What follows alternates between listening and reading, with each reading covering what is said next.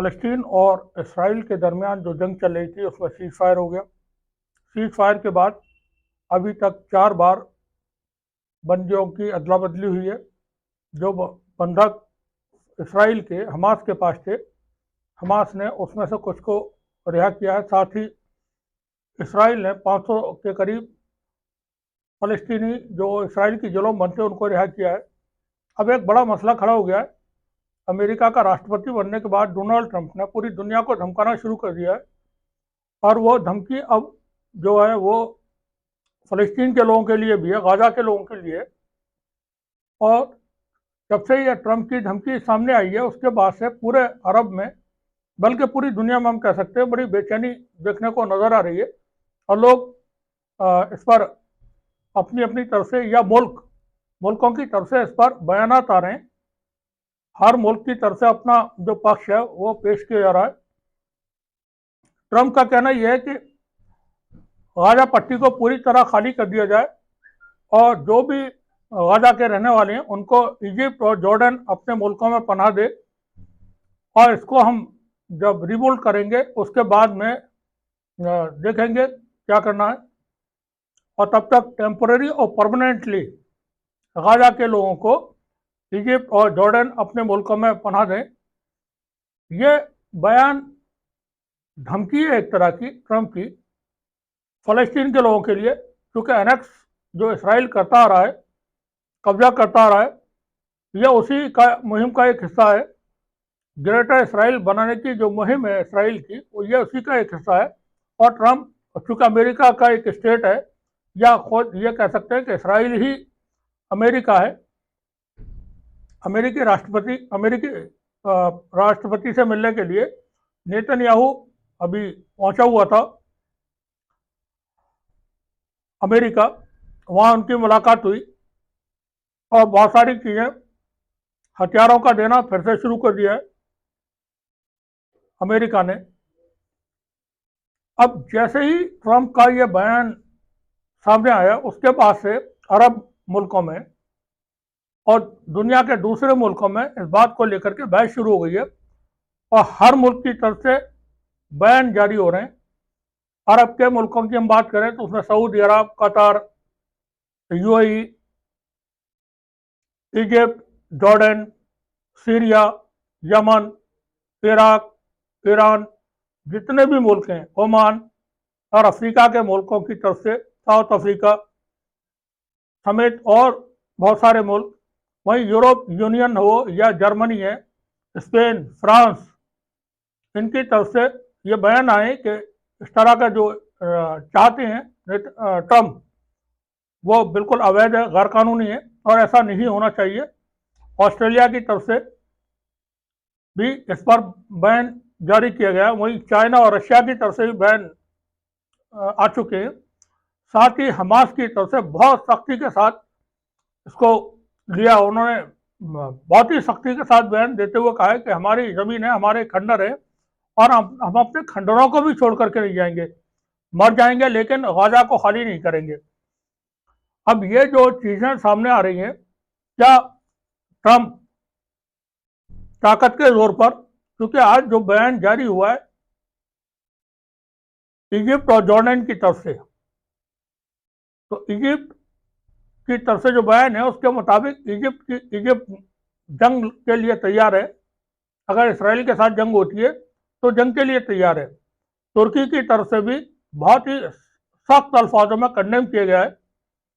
Syria की नई सरकार बनी है, सीरिया की तरफ से भी कंडेम किया गया कि ऐसा नहीं होना चाहिए और डोनाल्ड ट्रंप ने जो डिमांड की है, जो बात की है, वो बिल्कुल गैर मुनासिब है।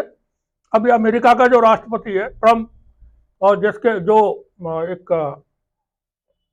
जिसके बारे में बातें हो रही हैं, जो पूरी दुनिया को धमकाने की कोशिश कर रहा है टैरिफ के जरिए, और उसने अपने मुल्क में जो गैर कानूनी तरीके से लोग रह रहे हैं उनको निकालना शुरू कर दिया है और उनके साथ जो कार्रवाइयाँ की जा रही हैं, जिस तरह से डिपोर्ट किए जा रहे हैं, जैसे भारत के लोगों को भेजा गया, तो बहुत ही बुरा सलूक उनके साथ किया गया है। हाथों में उनके हथकड़ी डली हुई है, पैरों में बेड़ियां डली हुई हैं और किसी तरह की कोई सहूलत नहीं है, पकड़ पकड़ के उनको भारत डिपोर्ट किया गया। तो ये जो ट्रंप का रवैया सामने आ रहा है दुनिया के सामने, उसके बाद से क्या ट्रंप गाजा को ताकत के जोर पर खाली कराएंगे? क्या अमेरिका की फौज जाएगी वहां पर? क्योंकि अगर ऐसा कुछ होता है तो फिर एक बहुत भयानक जंग शुरू होगी। और ये जो दुनिया बात करती है आतंकवाद की, कि दुनिया में ये आतंकवाद है और ये लोग जिम्मेदार है, मुसलमानों को ही जिम्मेदार ठहराया जाता है, ये तो कोई नहीं, सिर्फ मुसलमानों को जिम्मेदार ठहराया जाता है।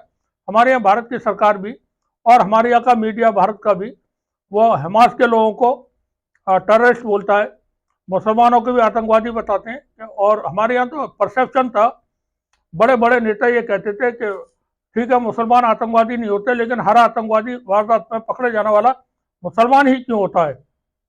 यानी हर मुसलमान जो उनकी नज़र में एक आतंकवादी की तरह था। अब ये दुनिया देख ले कि आतंकवाद के लिए दुनिया में कौन जिम्मेदार है। क्या ताकत के जोर पर आप किसी के घर पे कब्जा करेंगे, किसी की इबादत गाह को छीनेंगे, किसी की ज़मीन पे कब्जा करेंगे और फिर आप कहेंगे कि आप अमन से रहिए? तो ऐसा कभी हुआ नहीं दुनिया में। वो कोई भी जगह हो, गाजा में हमास ने बड़ी लंबी लड़ाई लड़ी है 15 महीने, और इसराइल को उसमें बहुत भारी शिकस्त हुई है। इसराइल की तरफ से आज तक ये फिगर नहीं बताए गए कि उसके कितने सैनिकों की मौत हुई और उसका कितना नुकसान हुआ है।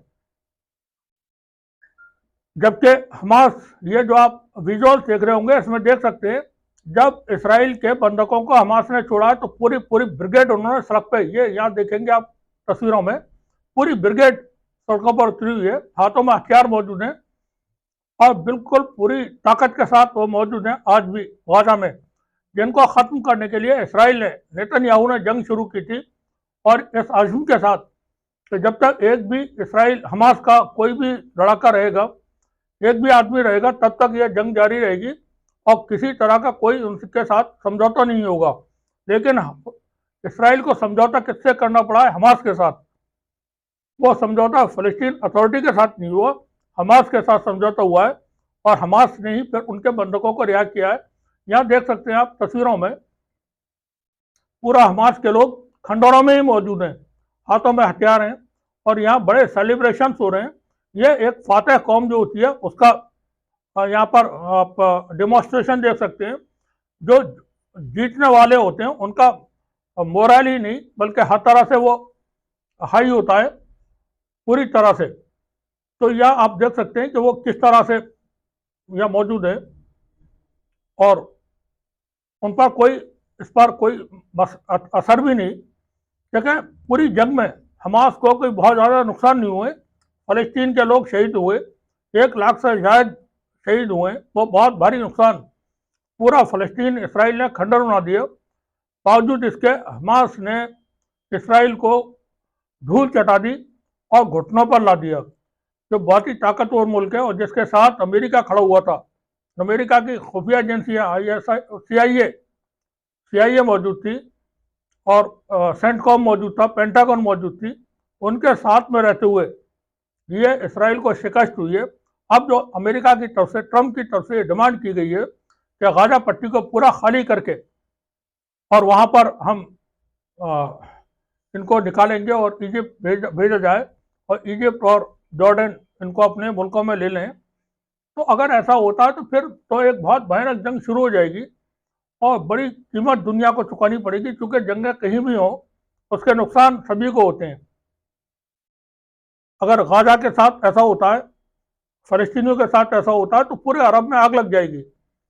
इसीलिए सऊदी अरब हो या UAE है या और जो मुल्क है, तुर्की है, सब ने बहुत सख्त अल्फाजों में कंडेम किया है और प्रेसिडेंट पुतिन ने जो डिमांड की है उसको रद्द कर दिया है।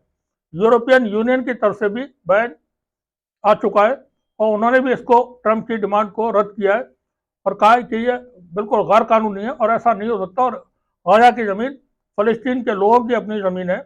जो 2 स्टेट की बात कर रहे थे अभी तक, यूरोप के मुल्क, फ्रांस भी था जिसमें, जर्मनी भी था, UK भी था और स्पेन की तरफ से गाजा का बहुत साथ दिया गया गाजा की जंग के दौरान, स्पेन वगैरह। अब ये फिर उनके लिए बड़ी प्रॉब्लम हो जाएगी। जहाँ 2 स्टेट की बात कर रहे थे आप कि फ़लस्तीनियों के लिए अपना मुल्क अलग से होना चाहिए और वहाँ ट्रंप के डिमांड के सामने अगर दुनिया झुक जाती है तो फिर एक साथ राज पूरी दुनिया पर अमेरिका का होगा, आतंकवाद का होगा, और जंगें यहाँ न खत्म होने वाली जंगें शुरू होंगी। क्योंकि देखें सुने, अमेरिका जो ट्रंप चाहता है वो कनाडा को कब्जा करना चाहता है, वो पनामा को कब्जा करना चाहता है, वो डेनमार्क को कब्जा करना चाहता है, ग्रीनलैंड को कब्जा करना चाहता है। अगर ऐसे ही कुछ होता रहता है तो फिर बड़ी दिक्कत हो जाएगी पूरी दुनिया के सामने। आप कैसे रोकेंगे? दुनिया में बहुत सारे फ्लैश पॉइंट हैं जहां कभी भी जंगें भड़क सकती हैं और भारी जंगें भड़क सकती हैं। आप ताइवान को कैसे डिफेंड कर सकते हैं? चाइना जब चाहे कब्जा कर सकता है ताइवान के ऊपर, या भारत और पाकिस्तान है कश्मीर के मुद्दे पर, दोनों न्यूक्लियर पावर हैं। ये फ्लैश पॉइंट है दुनिया का। साउथ कोरिया नॉर्थ कोरिया के दरमियान फ्लैश पॉइंट बना हुआ है। वहीं साइप्रस को लेकर के तुर्की और ग्रीस के दरमियान एक फ्लैश पॉइंट है। अजरबैजान आर्मेनिया के दरमियान है। तो ये जंगों को आप कैसे रोक सकते हैं? नहीं रोक सकते किसी भी सूरत में, जब तक के एक ठीक सा सिस्टम ना हो। और ट्रंप की जो डिमांड है वो तो पूरी दुनिया को डरा देने वाली है, और ये बड़ी मुश्किलों पड़ जाएगा सारा का सारा पूरी दुनिया का सब सारा सिस्टम, और नई जंगें शुरू हो जाएंगी, न खत्म होने वाली जंगें। शुक्रिया आप सभी का।